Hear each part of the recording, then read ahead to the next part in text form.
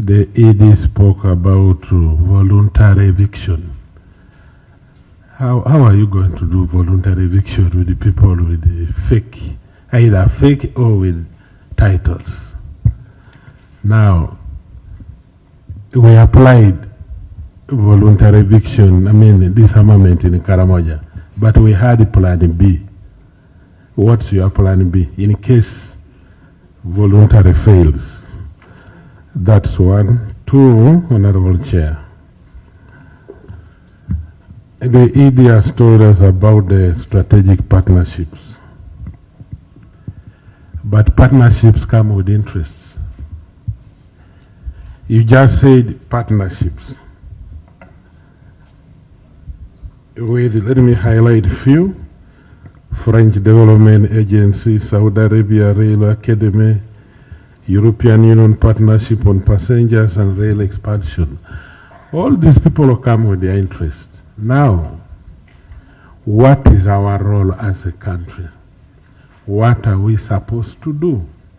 Because through experience, through lessons learned, partnerships have always ended up in bitter disputes and even dragging the country to lose money. And if there are dividends here, they are based on resources invested by a partner. Now, clearly tell us what we are supposed to do, what these partners are supposed to do. Let it be clear, not... Thank you, Honorable Chair. Is he called they used to call him a managing director of Uganda Railways Corporation. Some of us who have been here for a while. You are the MD. Yeah. And some of these critical questions should be on your fingertips.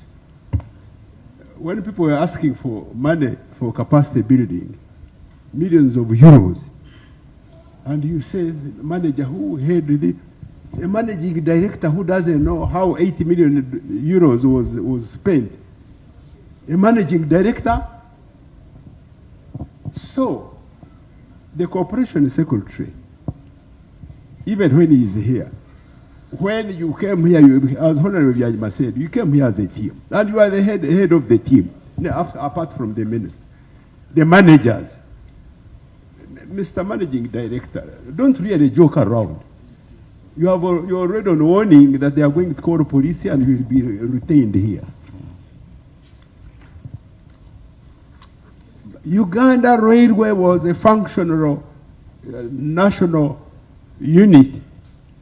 Some of you who are young, 86 when we came out of the bush, our coffee used to be taken by the railway. There was a railway line up to Kasese, every part of the country. I don't want to talk about this organization which came in for privatization. Yeah, people, when you get out of the country, this is your country. You all have been to school. When you get out of the country, don't you see, you people who have been to school, you have what you call benchmarking. When you go out of Uganda for benchmarking, don't you see how others manage? Really, Mr. Managing Director, how can you play around? Everything you throw it away.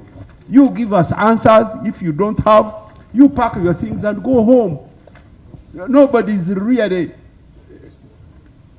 If you are not in charge of the organization, pack your things and go home. To make choker.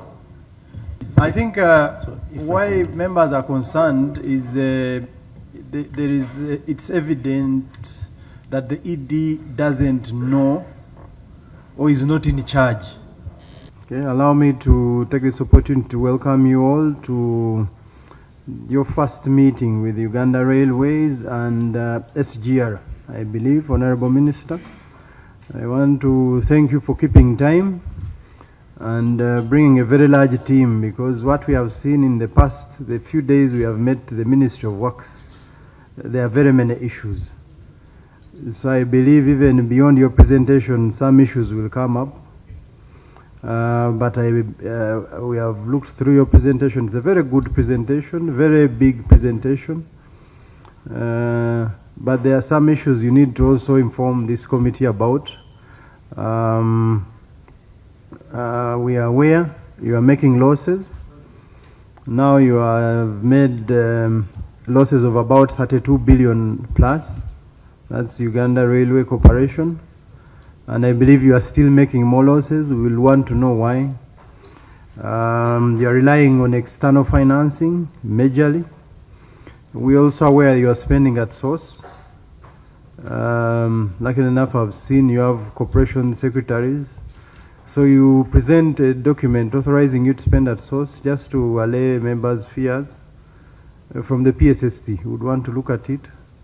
Maybe late at a later stage, we'll also want to look at your bank statement. We are aware 394 wagons disappeared from Uganda Railway Corporation and cannot be traced. Maybe it is not true, you have found them. During your presentation, you need to explain to us. We also aware 62 land titles have vanished. I don't know how, but you know these things, so you need to explain to us how land titles disappeared. We also aware there's massive encroachment on Uganda Railway Corporation land. During your presentation, we want to know who has encroached on the land. The earliest being this garden next to the railway station. I'm told it has been titled now by a private person. I don't know if it is true. But we want to know who are these encroachers on government land, expired tenancies. You have law procurement implementations. At a later stage, we are going to also be interested in the loans, the Spanish loan, and I believe there's another loan that were acquired to refurbish the railway, meter gauge railway. SGR, we are told you have signed a contract recently. You need to update us on that contract and the amount, who is going to do this wonderful job. So there are so many questions that will come up even within your presentation. I believe your presentation is a status update on where you have reached and what you have done so far. But kindly respond to those issues again I've stated. And without wasting time, allow me to invite the Honorable Minister to make his presentation. Yeah, thank you, Chair. Good morning once again, members. I want to thank the Chair of the committee for the invitation which we received and scheduling us to appear this morning. And I also want to thank the Chair for permitting us when we had an issue of the inability for us to turn up yesterday because we were traveling for burial in Ajumani. So we wrote to the Chair and requested that we can schedule that meeting. And I want to thank you for accepting for yesterday's missing. Today we are interfacing with the committee and we have two agencies before us. That is the Uganda Railways Corporation, and also we have the SGR, Standard Gauge Railway, which is also within our mandate as a ministry, and we shall have the presentations. Already the Chair has hinted on a few areas that I believe my technical team has prepared well. I also want to believe that most of the members could already be having copy of the same, so that it could also help us on the ease of reference. But above all, I will be, through the Chair, requesting my team, the head of department, to lead us through this presentation, and I will begin with the Uganda Railways Corporation, the MD, or he will appoint either of his staff to take us through. You're welcome. Okay, thank you very much, Honorable Minister. Thank you very much, Honorable Chairperson, the Honorable Members of Parliament, my colleagues from URC, from the Ministry of Works and Transport, and the SGR. we have prepared a presentation, a PowerPoint presentation, Honorable Minister, Honorable Chairperson, and allow me to take you through the PowerPoint presentation which we have actually prepared. Mr. Chairman, on page 1, slide 2 is the presentation outline where I will be able to take you through. URC is a parastatal under Ministry of Works and Transport, established by the Act of Parliament of 1992 with the mandate to construct, operate, and maintain rail services, marine services, road services, both within and outside Uganda. If I may guide, I believe we had this presentation early. So you go straight to the status, introduction, we don't need to dwell on it. Go straight to the current status at URC. Okay, thank you very much. I will start with the network status, which is slide 4. We have a network of 1,266 kilometers, out of which only 269 kilometers is operational, representing 21% of the network. We also have Tororo Kumi section, which has been completed under the Tororo Guru rehabilitation. That's on slide number 4. You can see the operational network of 269 kilometers. Guru Pakwach, we are under feasibility study, and Narukorongo, Kasese, Busoga Loop, and other branches, equivalent to 490 kilometers. This one is not operational, and this is the area which has been heavily encroached on. Mr. Chairman, on page 6, these are the NDP 4 targets which we must be able to strive to achieve as URC. And on slide 7, we align to a 10-fold growth strategy as articulated by the Ministry of Finance, Planning and Economic Development.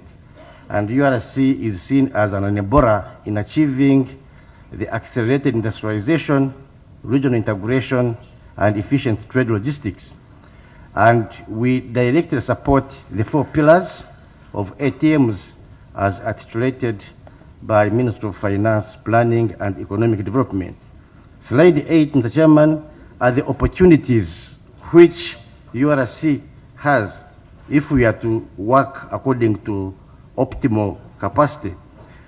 We have the opportunity of shifting over 1.2 million tons of cargo annually from road to rail.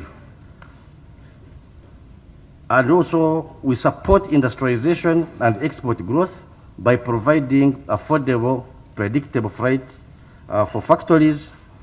We decongest the cities through modern commuter rail. That's an opportunity if you are to get funding, and also connecting people to jobs faster and cheaper. Generate sustainable revenue through railway development levy and commercial operations, and we also enhance regional competitiveness, positioning Uganda as a gateway for inland trade across the Great Lakes region. Mr. Chairman, you know Uganda is served by 2 corridors, the Central Corridor and the Northern Corridor, and we as Uganda, we are strategically located as a transport hub. So if we are to develop our transport and logistics system, Mr. Chairman, then we shall be able to harness and achieve a lot. Slide number 10, Mr. Chairman, is the performance against the selected indicators. The freight volumes, Mr. Chairman, we are now moving 266 tons per year out of the 540 tons if we are to break even. And Mr. Chairman, I would like to elaborate more on this. As you are aware, Mr. Chairman, we had a concession which was terminated in 2017. And by the time the concession was terminated, we had a backlog maintenance of about 1.5 trillion Uganda shillings. The concessionaire, the RVR, never invested in any maintenance, never invested in acquiring new assets, never invested in maintenance of the stock and skills. So now, instead of moving 1 million tons of cargo per year, we now move about 266,000 tons. Mr. Chairman, I thought I would bring this to your attention. And this one mainly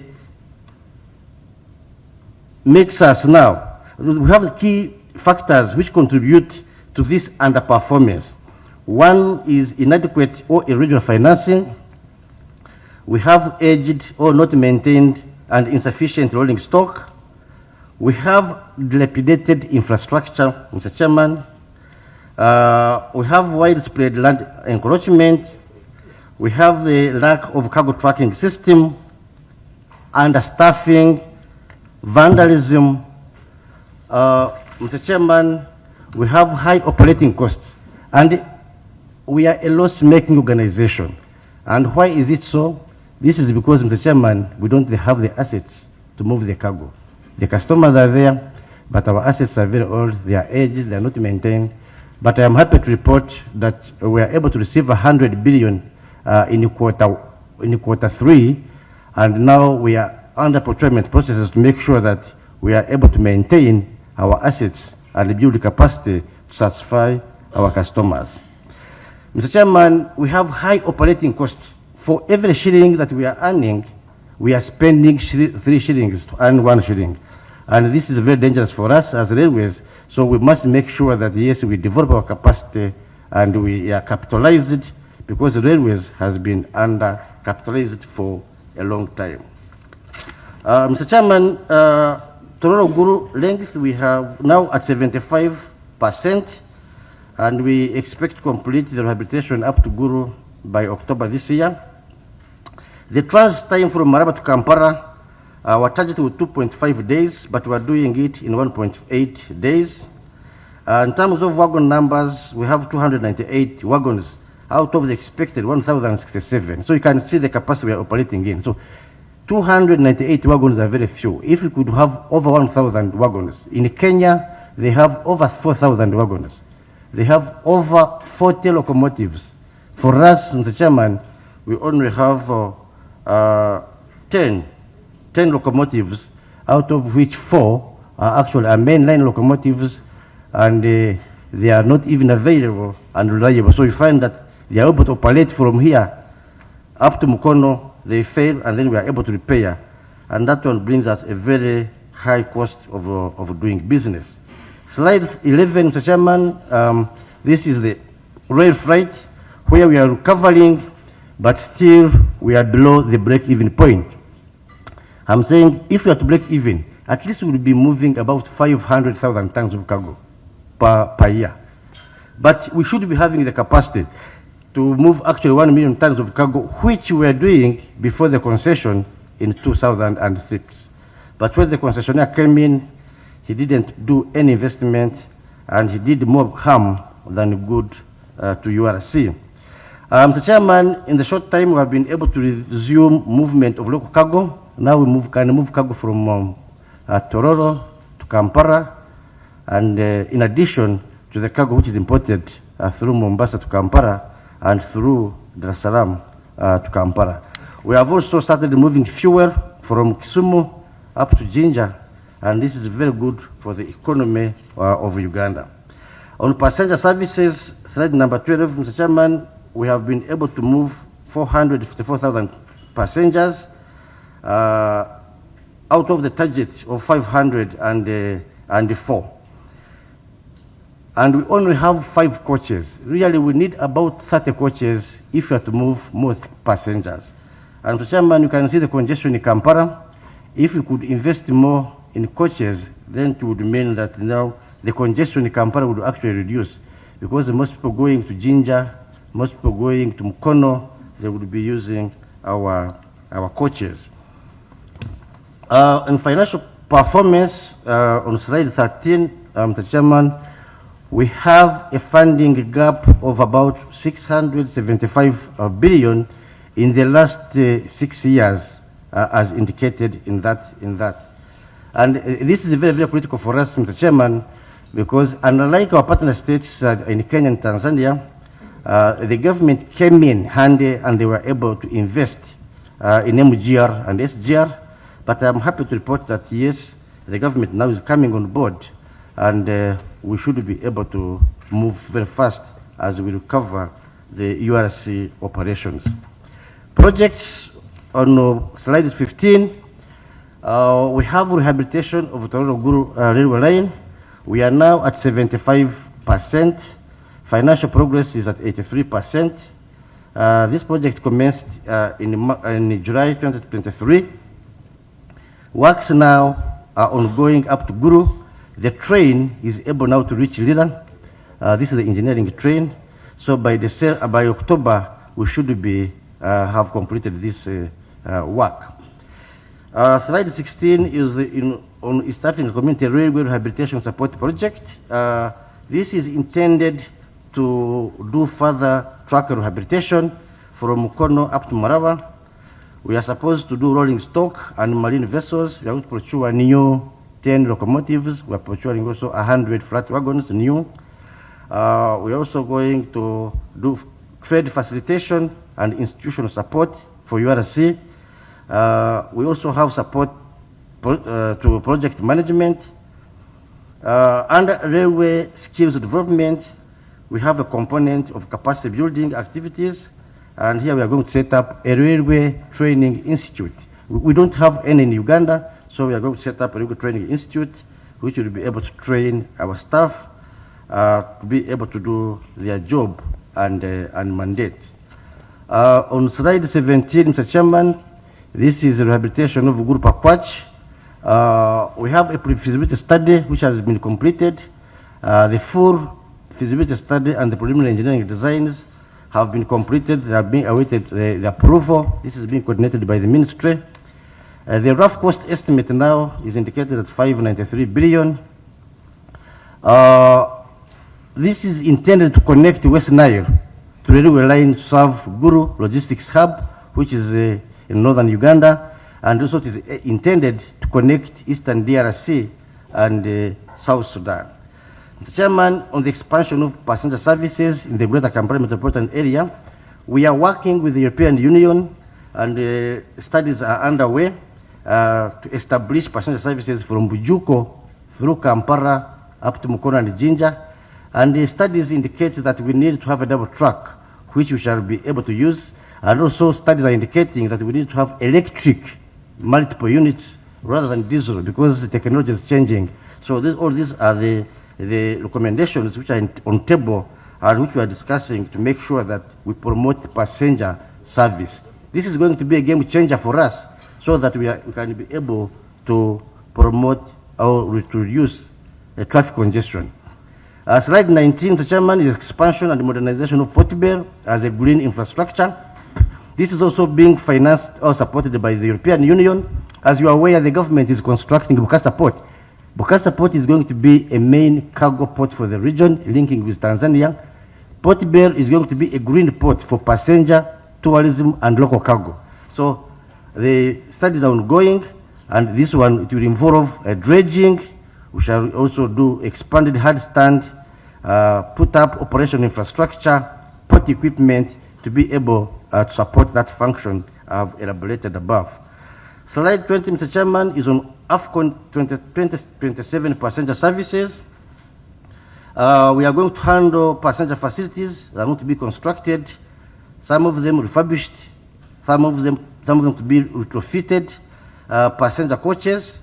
We have expected to get 23.3 billion, and the stations going to work on Kampala main station, Namboole Stadium, Namanve Stadium or station, and also Mukono main station.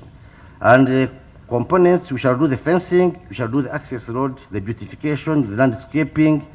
We shall also have a new terminal building constructed, electrical facilities, lighting improved, and also to improve on the boarding facilities for the passengers at the Kampala main station. So the procurement is ongoing, and the contract is now with Solicitor General for civil works. And once it is signed, then we shall be able now to start on the civil works.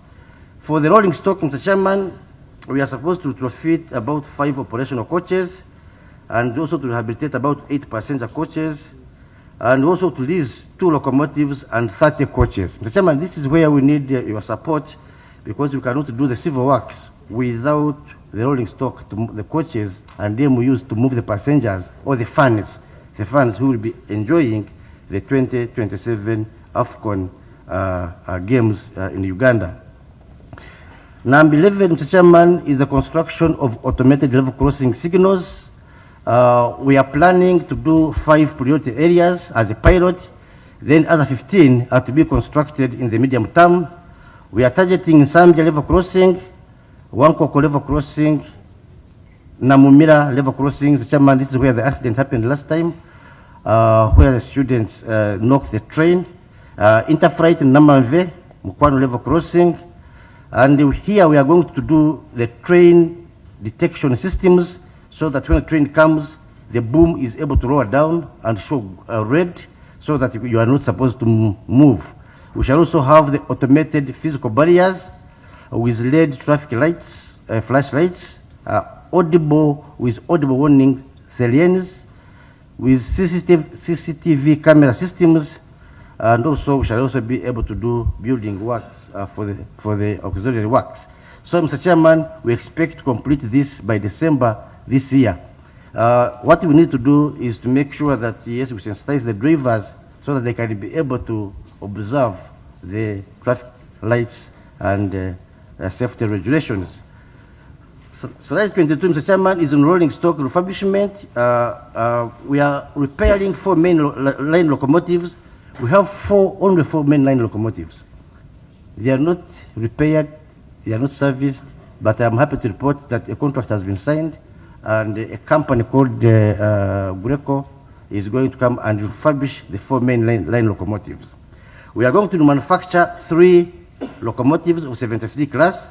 We're also going to rehabilitate 300 wagons and also procure 300 saddles. Saddles, this is where we shall be carrying coils mainly for the factories, including roofings and other factories which use coils. Pipeline projects, Mr. Chairman, is on slide 24. The feasibility studies we are undertaking with National Planning Authority and Uganda Development Bank. We are doing a feasibility study for linking MGR between Soroti, Katakwi, Moroto, and also doing Guru, Achak, Bibia, so that you can be able now to have MGR constructed and be able to link up with Moroto and also Bibia in northern Uganda. I've already talked about the expanded passenger services with double track in Kampala, developing Port Bear as a green infrastructure port, also construction of sidings. Mr. Chairman, we can be able now to give a last mile service to all our customers because we have constructed over 6 sidings for serving our customers. We're also going to construct MGR from Chengera to Buyara Oil Terminal under UNOC. On land and property management, Mr. Chairman, URC is one of the biggest landlords in Uganda. We own about 20,734 acres of land, from Kasese through to Kampala, through to Tororo, Marawa, from Tororo through to Guru, Pakwach. We also have land in Butiaba. We also have land in Arua, Masindi. We also have land in Busoga Loop. So really, we have a lot of land. As I've indicated, most of this land has been encroached on, but we are doing our level best to make sure that we are able to do away with the encroachers. Paragraph 27, Mr. Chairman, is the on insurance portfolio. We have been able now to have insurance covered for most of our assets. We also have insurance on goods in transit. Marine harm and terrorism, we have 2 vessels, MV Kawa and MV Pamba, they are all insured. We also have motor vehicle comprehensive insurance, workman's compensation, motor vehicles, all risk for locomotives, we have it, passenger liability, medical insurance for staff. Mr. Chairman, when I came to URC a year ago, the staff had actually lost hope because they had spent about 5 years without getting the gratuity. There was no medical insurance, but I am happy, Mr. Chairman, to note that now all the gratuity has been paid, medical insurance is in place, and the staff are actually motivated. Sometimes they would do away with salaries, would not actually get salaries for 2 months. But I'm ready to say the government has come in, and the facilitation and the payment of all this has been covered. The suppliers had lost hope, but we have been able to pay all suppliers and service providers. The insurance companies, they had actually refused to give us insurance, but now, Mr. Chairman, they are coming and we are able to work with them as our service providers. On railway safety, Mr. Chairman, we conform and we align with international safety standards, safety performance, and we are trying our level best to make sure that we are ISO certified.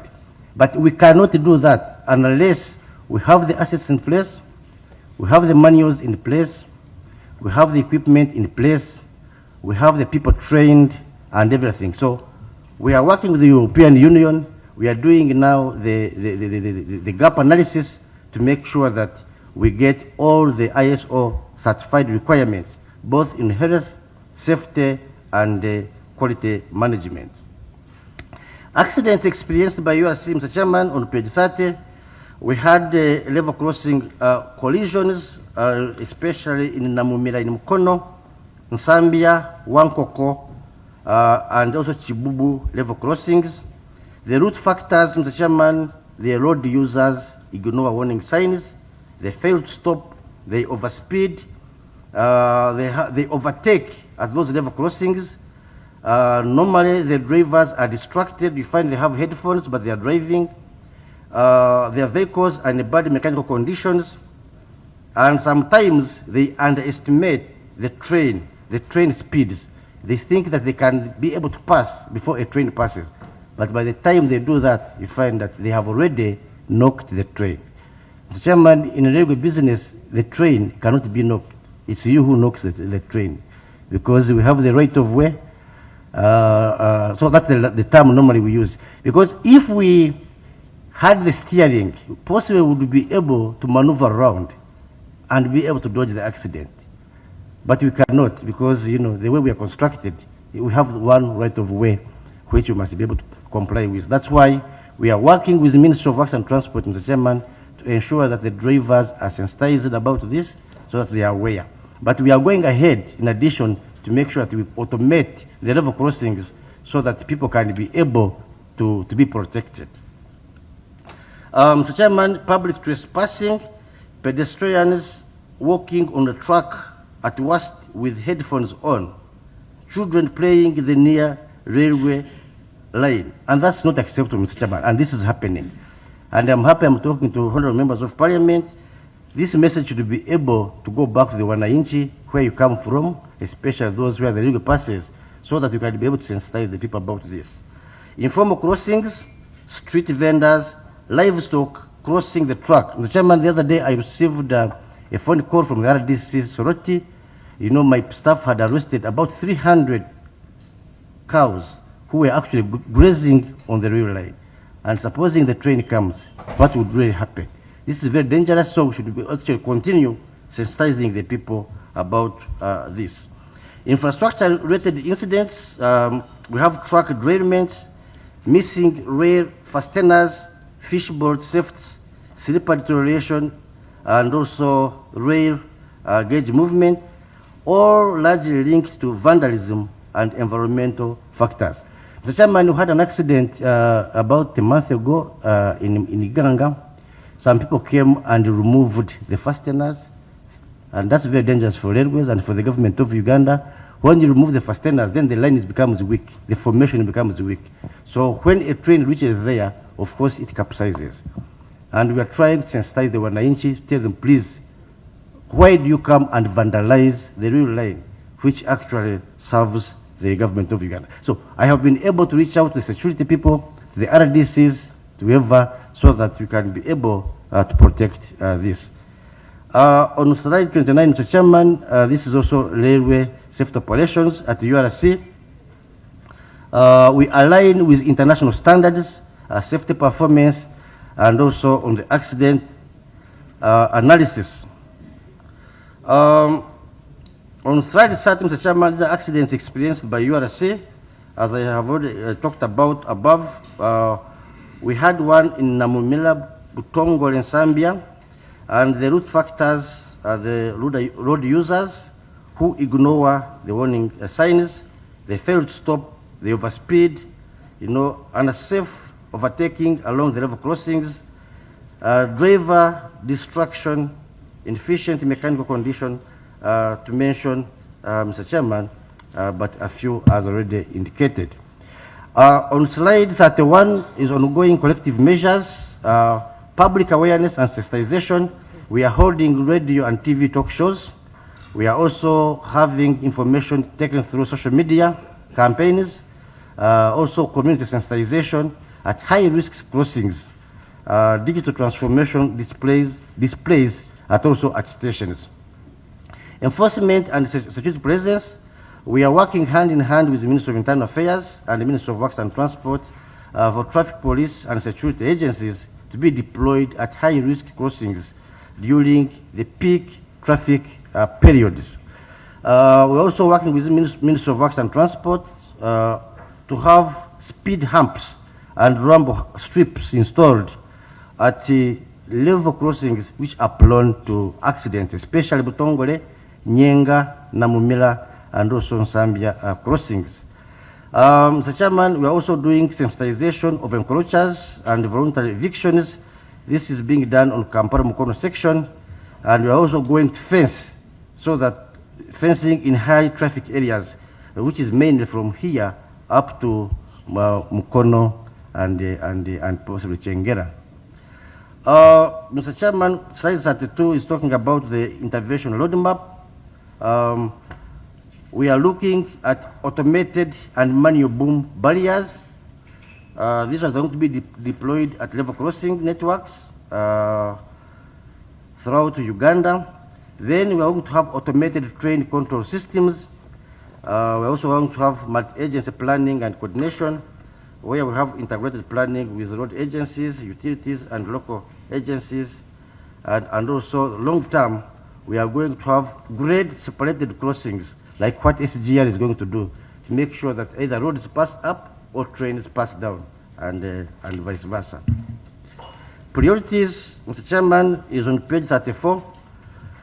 Operationalization of the Tororo Guru railway line. This is going to be a game changer because it's going to link up with the Guru logistics hub. It's going to link up with South Sudan, to link up with DRC. Connections to Buyara, Oil Terminal. This is after Chengera. Continued rehabilitation of rolling stock and permanent way maintenance. Mr. Chairman, we have not been having a maintenance culture, but we are saying we must be able to have a maintenance plan, which we have developed, to make sure that we maintain our locomotives, our coaches, we maintain our permanent way, we maintain even our buildings, and the land is able to be protected. Mr. Chairman, improve internally generated revenue through freight growth, property commercialization, and digital revenue collection. Currently, Mr. Chairman, as indicated, we depend more on the government of Uganda financing, but the strategy is to build our capacity. The government is holding our arm so that we can be able to stabilize our operations and be able to generate our own IGR or internally generated revenue, and we are able to depend on ourselves. Mr. Chairman, we are developing a sustainable railway financing framework. The plan we have here, Mr. Chairman, is like what is being done in Tanzania and Kenya. You charge a $1 per ton of cargo imported. This one is ring-fenced for developing both SGR and MGR. This one has done wonders in Tanzania and Kenya. This one will mean, Mr. Chairman, that we shall not be able to be coming to Treasury to get financing, but the financing will be sustainable through a railway levy development. We are establishing PPP, public-private partnerships for terminals, logistic parks, and railway sidings. We are also going to expand our freight volumes through industrial last-mile connectivity, as I have already indicated, by opening up sidings, capacity building in preparation for the SGR operation and maintenance. Mr. Chairman, SGR now is being handled under Ministry of Works. But we have agreed the moment it is constructed, then the operation and maintenance will be done by URC. So we have to build our capacity to make sure that we are able to take up that mega role. Acquisition of coal wagons, Mr. Chairman, the recent business indicates that we are importing more coal from Tanzania, but we don't have the coal wagons. So we are going to make sure that we get money to acquire more coal wagons and we are able to transport them. On partnerships, Mr. Chairman, coordination have been reinstated with Kenya Railways and the Tanzania Railways. Mr. Chairman, we don't work in isolation. The railway business works in such a way that you are able to be linked with Kenya Railways in Kenya and also Tanzania Railways in Tanzania. Because for us, we move cargo from here up to Maraba, our locomotive comes back, Kenya Railways puts on their locomotive and conveys the goods up to Mombasa. Likewise for Central Corridor for Tanzania Railways. So we are working very well and coordination meetings are going on to make sure that we improve on the service delivery. European Union partnership on passenger rail service, which I have already talked about. We are working closely with African Development Bank, with the World Bank. They're also going to finance the passenger services. We are working closely with the French Development Agency, Saudi Railway Academy for capacity building, and also the JICA for capacity building. Key challenges, Mr. Chairman, on slide 37, underfunding and also the deficit, 200 billion cumulative gap constrains rehabilitation and operations. This is very, very critical, Mr. Chairman. We budget, but we are unable to get this financing. So the solution is sustainable supplementary funding and also to advance the railway development levy, which I have already talked about, which definitely we shall need Parliament to support us when it comes to enactment of that levy. Deferred maintenance, I've already talked about the deferred maintenance. So we need capitalization of URC. RVR did a lot of harm to URC, no investment, 1.5 trillion deferred maintenance. So what is needed is government to capitalize railways. Three main areas, URC capacity, mainly on the truck, on the rolling stock, and the human resource capital development. Those three areas, Mr. Chairman, are very critical for us. Aging rolling stock, I've already talked about that. We only have 40 to 50% locomotive availability. We don't have spare parts. We don't have workshop facilities. So all these, we need support so that they can be able to be revamped. Solution, remanufacturing of and wagon rehabilitation, and also equipping our workshop, especially the one in Narukorongo. Mr. Chairman, limited network, the shorter the line, the less the revenue, and the need for expansion. Mr. Chairman, I'm happy to report that we are now going to open Tororo Guru, so the network now will expand possibly to about 600 kilometers. So the net ton per kilometer will also now be able to improve our revenue generation. Dilapidated infrastructure, Mr. Chairman, we have to rehabilitate the existing railway network.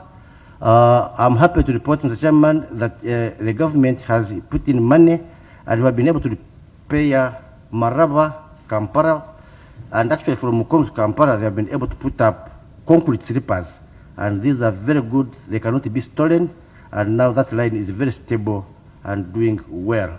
Encroachment and vandalism, corridor encroachment and theft of the truck materials. I've already talked about the pandro clips and other equipment. Solution is to prioritize evictions, spot welding, and also community sensitization, and also giving penalties where we are able to arrest the culprits. Human capital gaps, skills shortages across critical technical functions, Mr. Chairman. What we need is structured training, recruitment, and also to have a sense of succession planning. Our prayer, Mr. Chairman, last paragraph, we need your support to the increase of annual funding to bridge the gap of 89 billion for the railway infrastructure rehabilitation, rolling stock acquisition, maintenance, and operations. You cannot have equipment you don't maintain. You cannot have infrastructure which you don't maintain. So we should have a maintenance culture developed so that we can be able to sustain our assets and our equipment. Mr. Chairman, support the introduction of a railway development levy to establish a predictable and sustainable source of railway infrastructure financing. We are saying this one has worked in Tanzania, it has worked in Kenya. It is being used in Kenya to finance SGR. And I've already explained how it works. So already Ministry of Works and Transport and Ministry of Finance have supported this.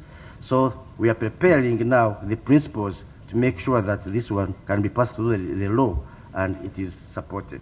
Support the release of the outstanding counterpart funding for the Resettlement Action Plan to support the implementation of the ADB financed Kampala Maraba MGM, which stands at 99 billion, which is still with the Ministry of Finance.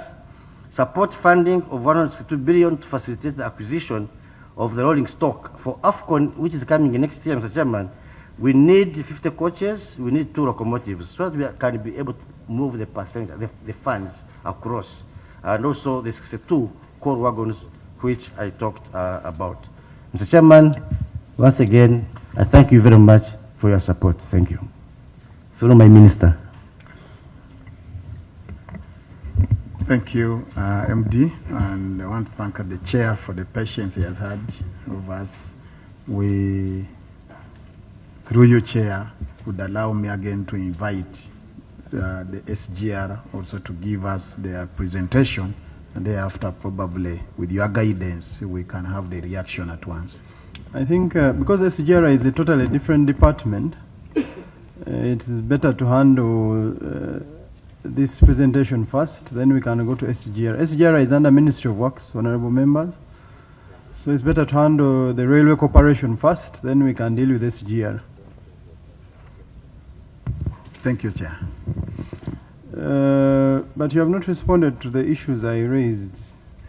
For example, and we appreciate the presentation. You have said road users have headphones so they do not hear the warning signs. You have talked about drivers who underestimate the speed of the train. You have talked about the train having the right of way. I've also read section 41(2) of the Uganda Railways Corporation Act, which provides that the minister may, subject to subsection 3, require the corporation to erect gates or barriers at the railway crossing. Now, my first question is, should we blame the minister because that subsection says he may? So should we say it is the minister who maybe is not bothered? 2, should we assume, because you are spending at source, is this true? You are spending at source. So you have money for workshops and trainings, but you have not prioritized. People are dying on those railway crossings, and they have been dying for several years. But you have money at source, and you have never bothered to even put, at least, even as you wait for the automated railway crossing barriers, you have never bothered to put even the manual ones. So should I assume, you give us a reason as to why we should not recommend the board be disbanded, the executive director resign, because people are dying. And you can't say you are waiting for money when you are spending at source, or even have you arrested. So you'll give us a reason as to why we should not take any of those decisions. 2, you got a loan of refurbishing the Kampala Malaba. It was 19.8 million euros. Is this true? Yes, Mr. Chairman. But you also got on that loan 33 million euros for capacity building. Is this true?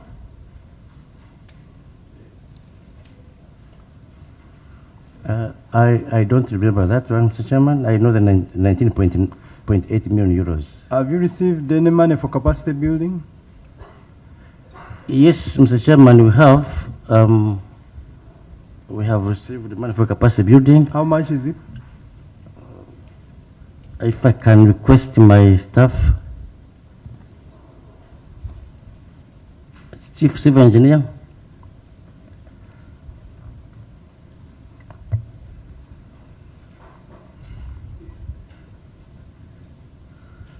You can sit, sir.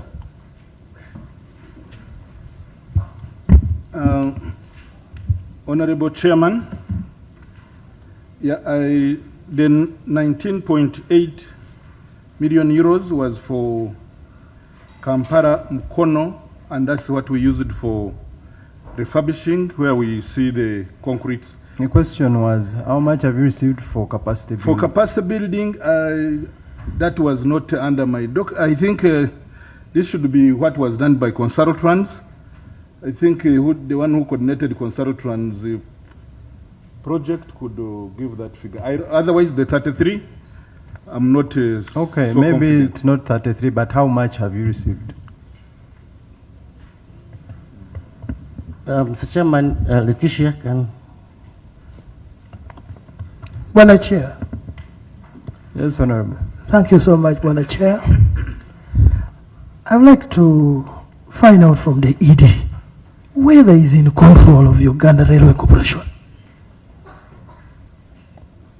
He doesn't know that this money has come. He seems to know, but he doesn't want to open up. He is now fidgeting from one officer to another. Is the officer right to continue occupying that seat when he doesn't know what is taking place in the corporation? I beg to submit. Well, I think by the end of the meeting we shall know. Yes, Mr. Chairman, if I can respond to this. Mr. Chairman, I am 1 year old in URC, and of course this project started before I came in, and that's why I need to get more information so that I can be able to move. I'm sure of the 19.8 million euros, but this one capacity building. The 19.8 came before you came into office. Yes, yes, yes. So you remember that one, but you don't remember the one for capacity building. Yes, Mr. Chairman, that one for capacity building, I don't remember very well. You point us the right direction. Yes, sir. Thank you, Chair. The amount for training was under consultants, and it was about $8 million, 8 million euros. So you got 8 million euros for capacity building. Yes. So can you explain to us what you are doing with 8 million euros? Maybe you are using it effectively, but I see you have a small team. How did you use the 8 million euros for capacity building? So you prepare a response. I'm sure there are other questions. Excuse me, Chair. In accounting, we don't say about. We mention the figure. How much did you receive for capacity building? You don't say about 8, about 7, no? Mention the exact figure. What are you fearing? What are you hiding? And it's not 8 million euros. And as you respond to that question, I hope you have enough information and make sure you are very sure. Otherwise, we are going to put you on oath and we shall take a decision on that oath. Okay, the second question is, can you give us proof of authorization from the PSST to spend at source? Yeah, you have corporation secretaries here.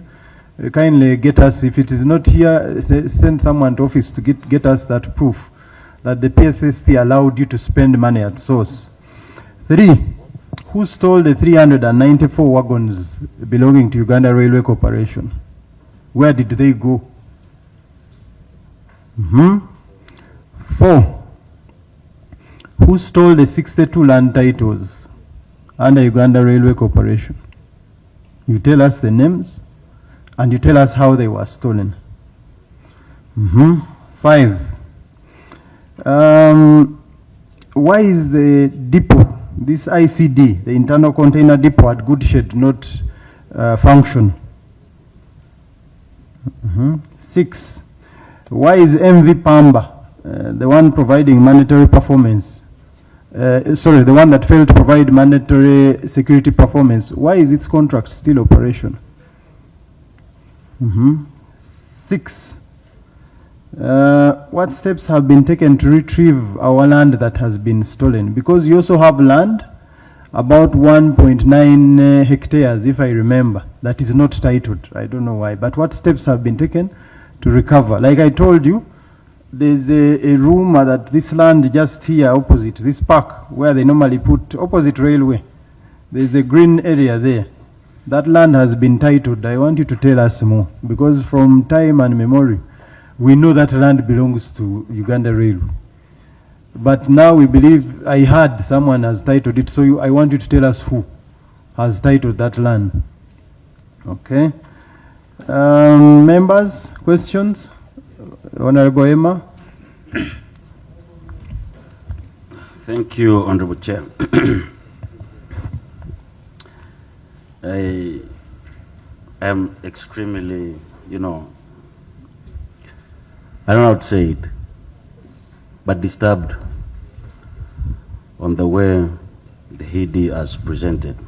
First of all, when you look at this presentation, it's too basic. Seems a janitor prepared it. Seems the HED himself did not know who prepared, because you're giving us bulletins. You're not giving us details.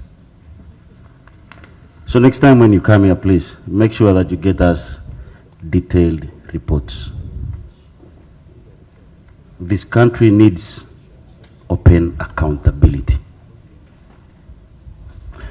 On the issue of the 33 million euros, we want to know where that money went.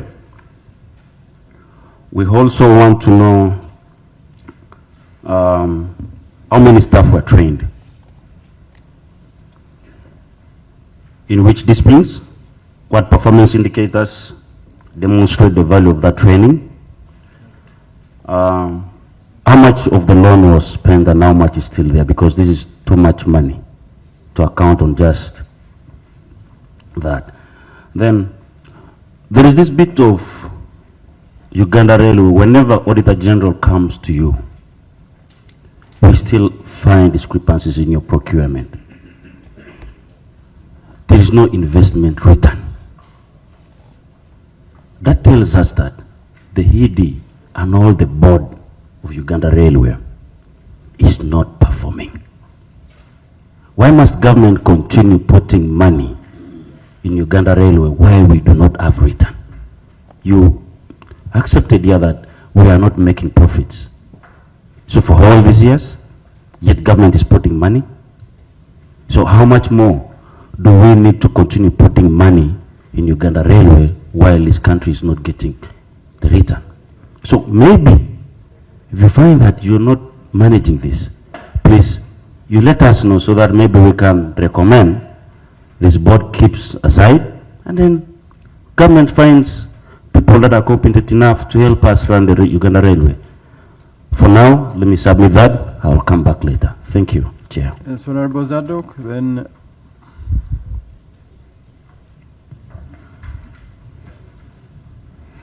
Thank you, Chair. The ED has stated that they have no maintenance culture, they have no workshop, but they are operating, they are transporting goods, they are transporting human beings. So how are you ensuring the safety of all those if you don't maintain and you don't check the mechanical, look at the mechanical status of those things, because you are saying you don't have a workshop and you don't even have the maintenance culture. Two, I would like to know, because you have stated very well that you have a right of way and you have failed to install barriers on your roads, maybe to save some of us who cross your railways. I would like to know, do trains have brakes? Suppose you meet something on your way which you cannot manage to cross, how do you control it? And through you, Chair, I would request these people to give them a chance to first answer these questions. The other time we had works here, we gave them a number of questions and they were picking those which were within their means to answer. And the ones we wanted them to give us a clear information, we ended up not getting a chance. So I was of the view, we always give them a chance to answer as we add them more questions. So Thank can you. we pick 3 more people and then we get another phase, members? Are you in agreement? Okay, can we have General, Honorable Chimezi, and Honorable, we pick from the, okay. Let's first have those 2. Thank you very much, Honorable Chair. I want to thank the Minister and his team. Honorable Chair, I have 2 concerns here. The ED spoke about voluntary eviction. How are you going to do voluntary eviction with the people with the fake, either fake or with titles? Now, we applied voluntary eviction, disarmament in Karamoja, but we had a plan B. What's your plan B in case voluntary fails? That's 1. 2, Honorable Chair. The ED has told us about the strategic partnerships. But partnerships come with interests. You just said partnerships. Let me highlight a few. French Development Agency, Saudi Arabia Rail Academy, European Union Partnership on Passengers and Rail Expansion. All these people will come with their interest. Now, what is our role as a country? What are we supposed to do? Because through experience, through lessons learned, partnerships have always ended up in bitter disputes and even dragging the country to lose money. And if there are dividends here, they are based on resources invested by a partner. Now, clearly tell us what we're supposed to do, what these partners are supposed to do. Let it be clear, not... Thank you, Honorable Chair. Honorable Chimeze. Thank you very much, Mr. Chairman. Once again, I'm Engineer Sebuga Chimeze, Member of Parliament, Budiebo County. I have around 3 points. I happened to read the Auditor General's report for the year ended 30th June 2025. And I believe that's where our Honorable Chairman has also been picking a number of these questions that he has been posing to the witnesses. In section 2.1.3, table 4, Auditor General pointed out that because of the unconcluded disposal process, you were not able to earn the 4.8 billion shillings.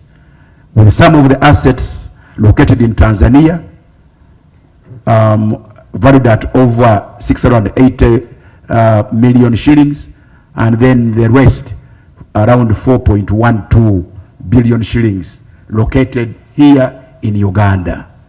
And you promised that going forward, you would be able to fast track this process and deal with the disposal and therefore earn the money on these dilapidated assets. Because if you don't do that in time, then the revenue you would be earning would become less because the assets would become more dilapidated.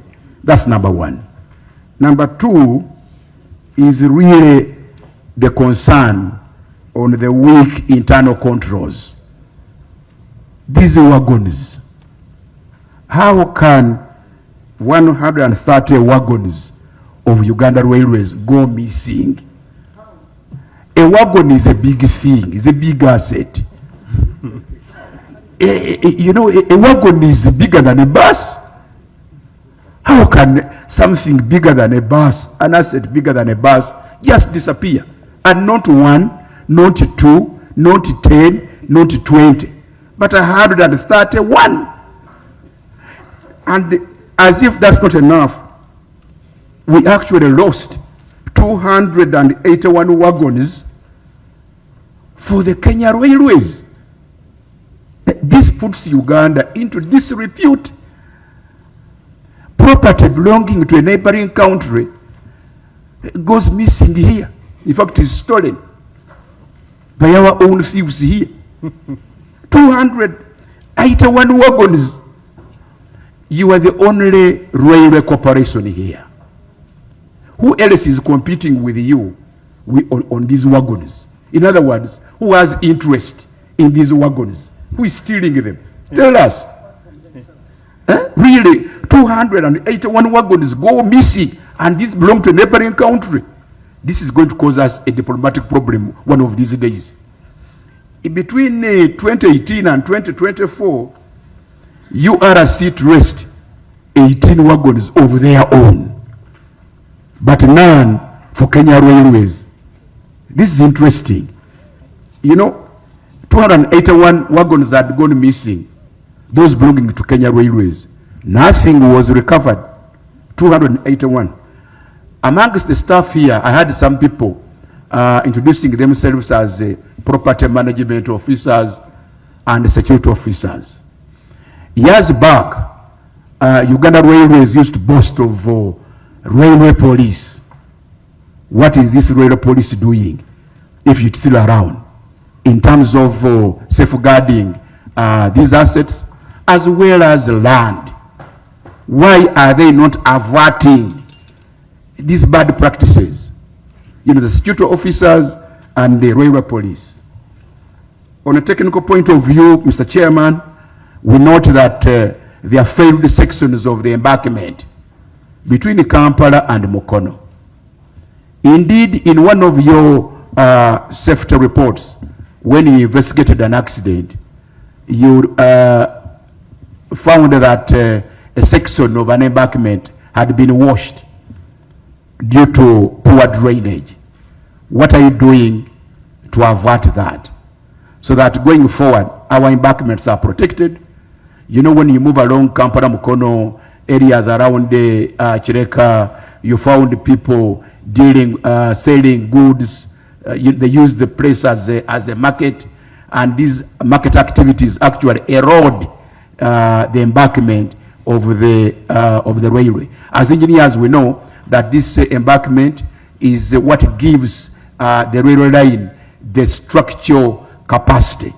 When we lose the embankment, we have lost the structural integrity of the railway, and therefore there is no structural capacity to carry the locomotives and the wagons. I thank you, Mr. Chairman. Deputy Chair, then we pick the second set. We shall start with Honorable Alex. Let's have the Deputy Chair. Thank you, Chair, and for our guests, I am Engineer T.O. William Taylor Oda.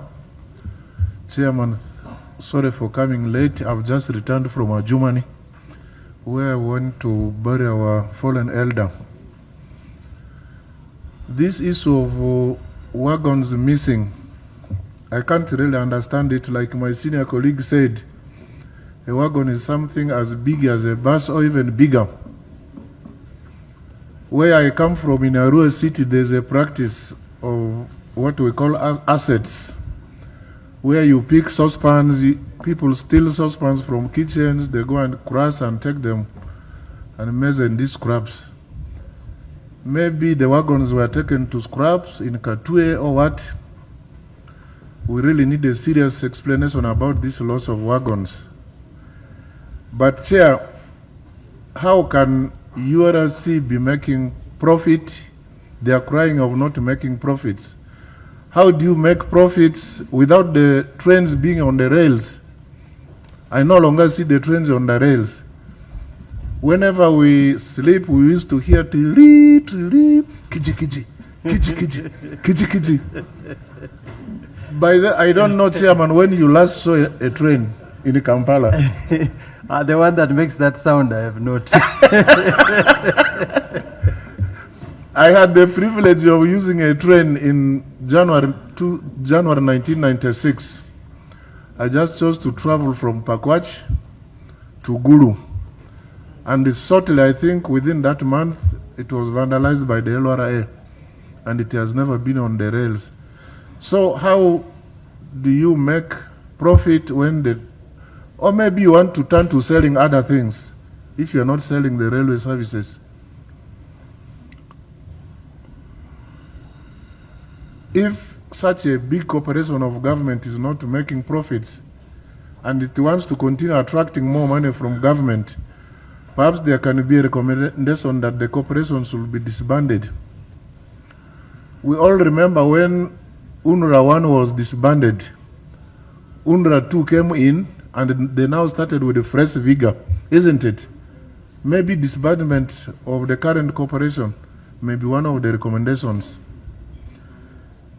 Chairman, thirdly, I think June 7th, 2004, some of you may remember an instance where our president and the two of his counterparts of Kenya, that was then Mwai Kibaki, and then Zimbabwe, I think also, were returning from Bugolobi in the TriStar apparel industry workshop, and their convoy was disrupted by a train. The presidential convoy was split apart. And the pressman said that time that the president survived train crash, or they were about to be crushed by a train. Chairman, I only find it in Uganda that very costly mistakes are made, nobody takes responsibility, and nobody resigns. If this was in a developed country, that time the whole board could have resigned. What just came out of it was, yeah, the presidents have survived, it's okay. It was okay that time, but then recently, just this month, we have realized that it's not okay. Because the other one came and passed, nobody took responsibility, nobody learned any lessons from them. Lastly, my recommendation, if the URSC team is not disbanded, or if it is disbanded and reinstated, let's try to start thinking about grade-separated intersections. Each time I travel between Karuma and Pakwach, what just keeps coming in my mind is grade-separated intersections. Probably, with the might and the weight of the train can go down, and our buses and lorries can be able to go on top. Otherwise, Ugandans are so reckless that we will continue entertaining such accidents. Thank you, Chair. Can you respond to those questions? Then we pick another set. Okay, thank you very much, Mr. Chairman. Through my minister, I will respond to the issues, and possibly also request my colleagues also to supplement on what I may not have talked about. Mr. Chairman, you are talking about the 398 wagons, and I talked about the partnerships. URC, we don't work in isolation, Mr. Chairman.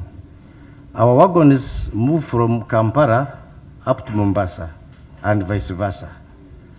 Our wagons move from Kampala through Port Bell to Mwanza up to Dar es Salaam and vice versa. These are Kenya wagons, Uganda wagons, and Tanzania wagons. So they move carrying cargo across the borders. But because our wagons may stay in Kenya for some time, may stay in Tanzania for some time, we came up with a tripartite agreement. A tripartite agreement is a framework in which the three sister railways work together. For example, if our wagons stayed in Kenya for longer hours, for longer days, what would be able to happen? So we agreed that our wagons would stay in Kenya for 7 days, for 14 days, because the network is longer. And they would stay in Uganda for 7 days. Then beyond that time, then there are penalties which are actually put in place. Because it is assumed that when my wagon goes to Kenya for more than 14 days, then it means Kenya Railways is using them to make money. They do what is called domestic movement of the goods. So we said we must be able to punish you for that. Because our network is shorter, when the Kenya Railways wagon, I'm just giving Kenya Railways as an example, stays in Uganda for more than 7 days, then they should be able to penalize us because they assume that we are earning out of those wagons. So we came up with a tripartite agreement and we are enforcing it. And in the tripartite agreement, it indicates that if a wagon stays in Kenya for more than 90 days, then it is assumed it has been lost. So the wagons which we are talking about, these are the wagons which actually went to Kenya during RVR time. I've talked about RVR. So those wagons were actually disappeared in Kenya. So you are just a minute. Yes. So you are telling the members our wagons were stolen in Kenya, and Kenya is also claiming you stole their wagons? Yes, Mr. Chairman, we have a committee which does the wagon verification. They do wagon verification every 3 months. And if a wagon has spent more than 90 days, has spent more than two weeks, then we have what we call inter-railway operation reconciliations. And if you can allow, Mr. Chairman, we have an officer who is in charge of this. He would be able to give us more details and how we are able to proceed. Mr. Agara. And he reintroduces and Engineer Busurwa. Yes.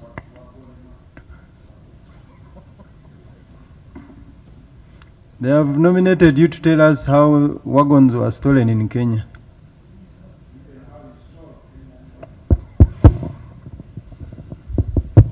Thank you, Chairman and members. I'm Geoffrey Sekamate, Principal Mechanical Engineer, Works.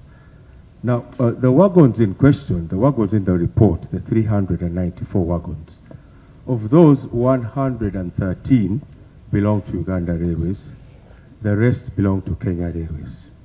Now, this disappearance happened during the concession period, that was RVR. Now, all these wagons disappeared at a station called Nyahururu. Nyahururu is in central Kenya. You just go off Gilgil and you go into Nyahururu. Now, what happened is that we're using physical systems before RVR came on. When RVR came on board, they introduced a digital system called a translogic system. Now, when they were migrating wagons from the physical system to the digital system, they claimed, the ones who were managing the system, that there are some wagons they did not see. So the wagons they did not see, they dispatched them and put them to that station called Nyahururu. Nyahururu, they were calling it a virtual station. Now, this issue has come up variously in our joint verification committees. And since it was during the period of RVR, when RVR as a concessionaire decided to suspend operation of the tripartite agreement. So some of these cases with RVR, I believe we can get a legal interpretation. Some of these cases are still in court, still at arbitration. But what we did in mitigation, April this year, we had a wagon census with Kenya Railways. We located wagons. Now, all the missing wagons, which are missing during the period of RVR, those ones are going to go for arbitration with RVR. The ones which are missing in the period when Kenya Railways took over the concession and Uganda Railways took over, those ones we go through what we call the verification process. We identify the wagons, we see where they are lost, the days. If they are scrapped, we bill them, and we do inter-railway cross-billing. That's how we are being handled. But for this particular case, the 394 all disappeared in a station called Nyahururu in central Kenya. Thank you.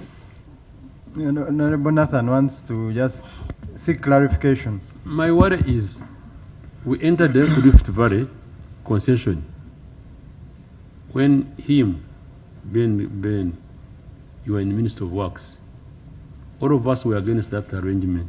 But Kenya pulled out earlier than us. You remember, isn't it true? It's very true. So how come? Because Kenya pulled out, for us we remained in, haggling with them, actually getting nothing. How come that issue could not be sorted out as soon as, they left Kenya and they remained in Uganda? You had since you are an old broom there, you yourself especially, why couldn't you really advise the government about it? Because there should not be going into illegal battles. You knew that things had disappeared, didn't it? Kenya was clean. Kenya disappeared, got out, illegal out, had enough. But for us, we kept on moving on, until we also found that we could not move anymore. And yet you were there, didn't it? So how come you never gave advice to the management? You are in top management anyway. Thank you, Honorable. Chair, a little addition to what my senior colleague has asked. Are you saying that some of our rails, of our wagons are in Kenya right now? Somewhere, and they have been discovered, they are piled somewhere. And what will be your recommendation to this committee that we can take to Parliament? And just before, the executive director says if a wagon spends 90 days, if I heard you right, it becomes property of Kenya. Not property of Kenya. It is deemed to have been lost. Lost? Yes, Chairman. What do you mean deemed to have been lost? It's no longer our property? According to the tripartite agreement, yes, it is deemed lost because there is no way, according to the tripartite agreement, it should have actually stayed more than 3 months. Then we have a mechanism of now saying Kenya, our wagon has spent them more than 3 months, 90 days, so please pay us equivalent to a new wagon. That's the agreement we have. Okay, so have you received any payment? Not as yet, Mr. Chairman. We have discussions which have been ongoing between the governments of Uganda and the government of Kenya. There was a delegation, a team which was led by the Honorable Minister of Works and Transport, General Katumba Wamala, and discussions were actually held, but the Kenya government hasn't paid yet. Engineer, respond. Thank you, Chairman. As a first response, during RVR, that was not my area of jurisdiction. During RVR, I was a rolling stock and maintenance manager. Now, that franchise was falling under operations. So that was not my area of jurisdiction. Chair, we don't want blame game of whatever. When you came here, you came as one unit, one family. What we expect you people to be putting up your heads together to see how can we really make Uganda Railways be the real railway? What's its name? Don't start blaming anybody. No, please own up, because we want to work as a family and ensure that the railway goes back on its feet. And I'm happy we have Benon Kajuna. He's an old broom. He was the Director of Transport. He knows it all. And you people who don't think we are coming here to convince us about. No. We want you to tell us how the railway can go back on its feet. In 1986, when the president, this movement to government came in, we used to have trucks taking coffee, and it used to be in Bugorobi. You would find a line of thousands of trucks. Then somehow the president said, but what's wrong with this? Why don't we remove the trucks and put the coffee? Because trucks that come from Mombasa go to Rwanda, Uganda, and on their way back they have nothing. It's take back. So they would take coffee. So they would line up there. So we changed it to railway. You know it well. And some of you who are old enough. So all the lines that were for trucks disappeared within about a week. They went on the railway. Isn't it? You agree with me? Yes, I do. That's what we want from you people. Kind of, please don't beat about the bush. But I was not here, but things could go. No. This committee are not around. Chair, I also request the engineer to tell us how many wagons do we have as Uganda? Do we have an inventory of the wagons? Do we know how many, at this point in time, how many wagons are in Kenya? How many are in Tanzania? How many are in Uganda? Are we able to track the wagons that we have. And we need to have an inventory. We've talked about the land inventory, but I would have expected a wagon inventory. So can you tell us how many wagons do we have, and are we able to track their locations as we speak right now and account for each of them? Because each wagon has a license number. And I'm sure when it crosses the border, I hope there is a border for the railways, there's some documentation that must go through, unless we're saying there is no borderline and we're not able. So please be very clear and clarify to us on that. Maybe let me help you. We are going to give you 1 hour to give us documented evidence that you have located the 394. Documented evidence of steps you have taken to recover these wagons. Failure to do so, all those who have introduced themselves, head security, engineer, ED, we are going to arrest you immediately. So we are giving you exactly 1 hour by, I assume 11:30. Just one more, Mr. You Chair. go and get the documents as we proceed with other questions. One more, just Chair. We are still receiving questions, but on this wagon issue. It is again on the Information. same issue. Information? The wagon. Yes. Information, okay. The wagon. Thank you, Honorable Chair. Among the documents they should help us with, we need a complete land register for all the Uganda Railway land, all of it. Is it part of this? Let's first conclude this. Yes. Yes. I thought it's part of The it. ED says. No, this is the wagons. Oh. He says they had discussions with the other side, their counterpart, on that issue. We want them to avail this committee with minutes of those discussions and actions agreed upon, and how far they have gone in implementation of the agreed upon action. All documents to show that you have actually found our wagons. If there's even a single wagon missing, we shall arrest you. So you go to the office if you left them there, as we keep the bigger team here answering other questions, and we take a decision in 1 hour. So you respond to the other questions.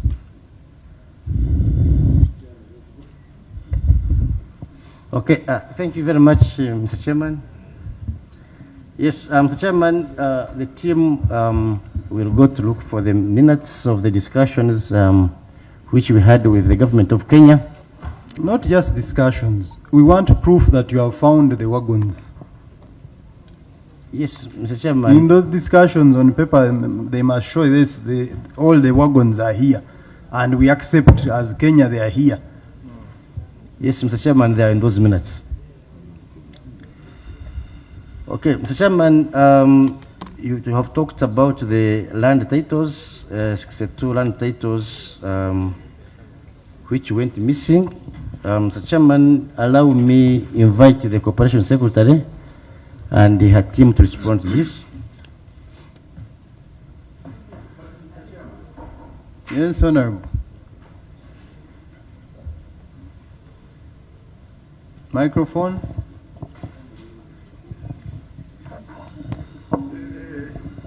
This powerful managing director, is he called they used to call him a managing director of Uganda Railways Corporation. Some of us who have been here for a while. You are the MD. Yeah. And some of these critical questions should be on your fingertips. When people were asking for money for capacity building, millions of euros, and you say the manager who had a managing director who doesn't know how 80 million euros was spent. A managing director. So, the corporation secretary, even when he is here, when you came here, as Honorable Yajima said, you came here as a team. And you are the head of the team, apart from the minister. The managers. Mr. Managing Director, don't really joke around. You're already on warning that they are going to call the police and you will be retained here.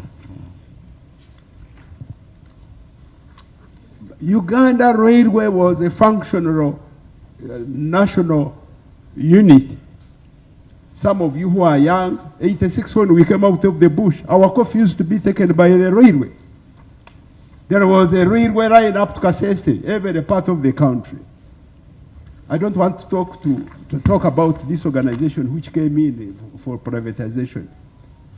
You people, when you get out of the country, this is your country. You all have been to school. When you get out of the country, don't you see, you people who have been to school, you have what you call benchmarking. When you go out of Uganda for benchmarking, don't you see how others manage?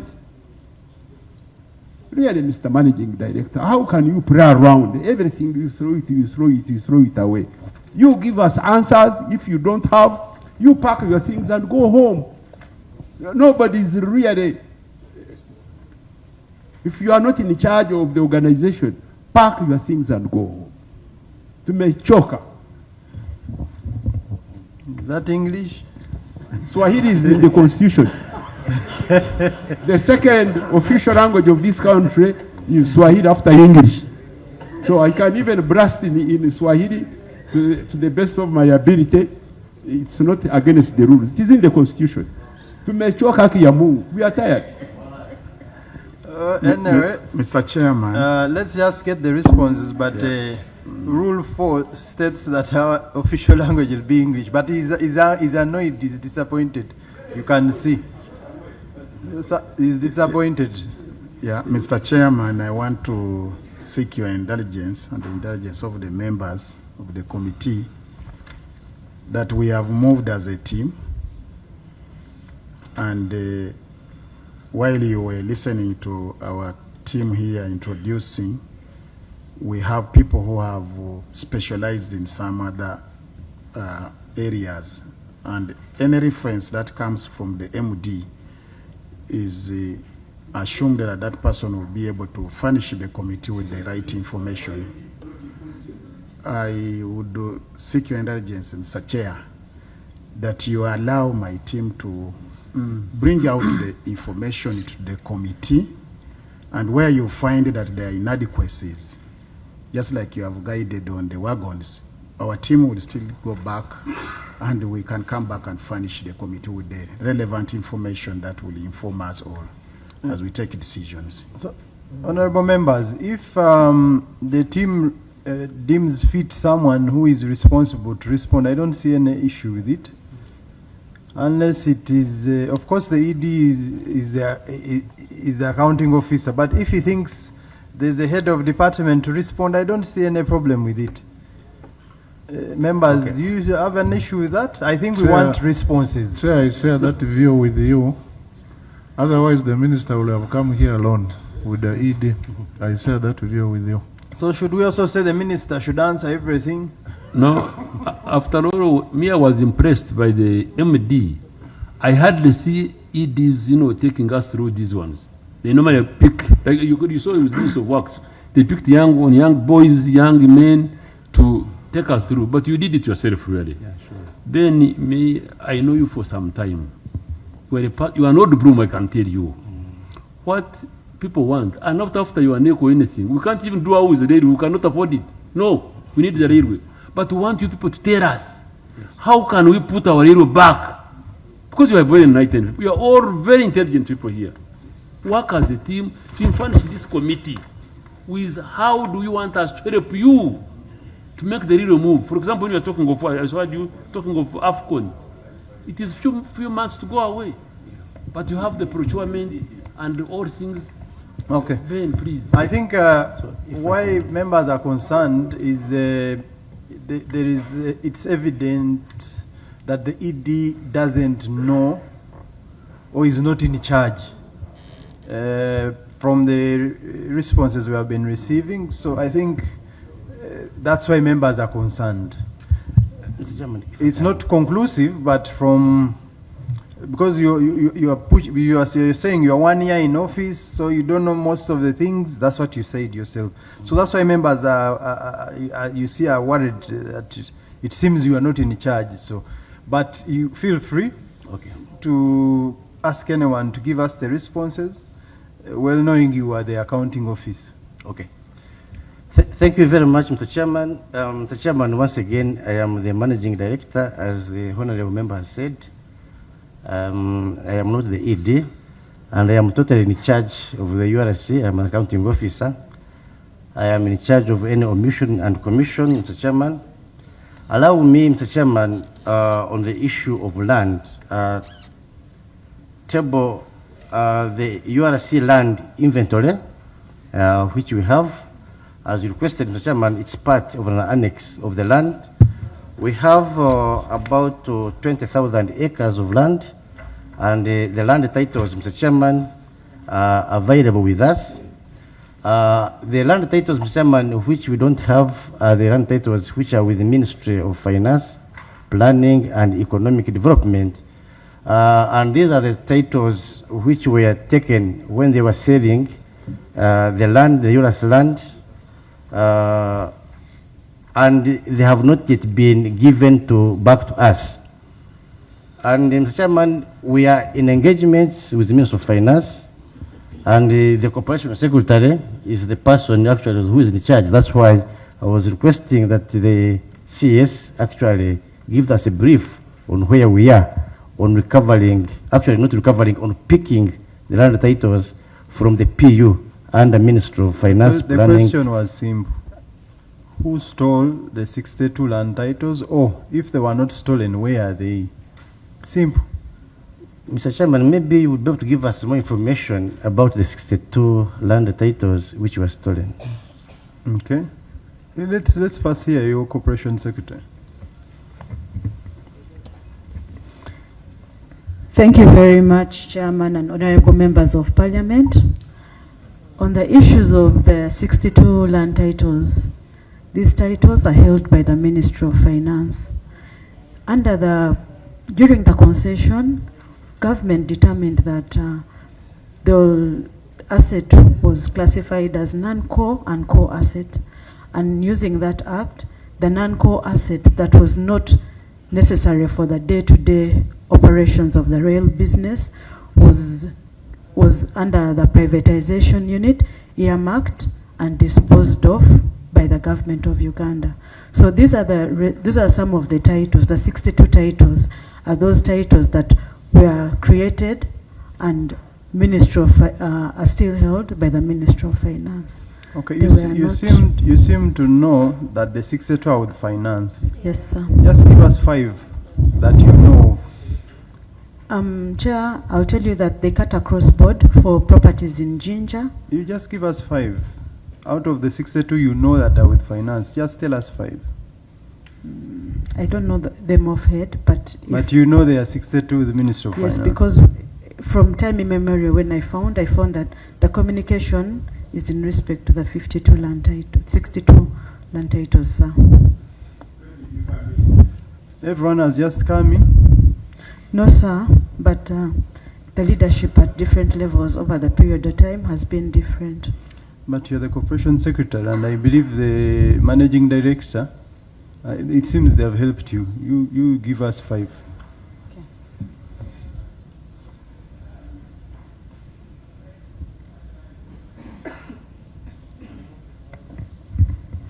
Mr. Chair, I would request that you give us some short time so that we get the... How much time do you need? Mr. Chair, we want to furnish the committee with all the titles. How much time do you need, Honorable And Minister? I would request that you give us... 30 minutes are enough. Honorable Alswaka?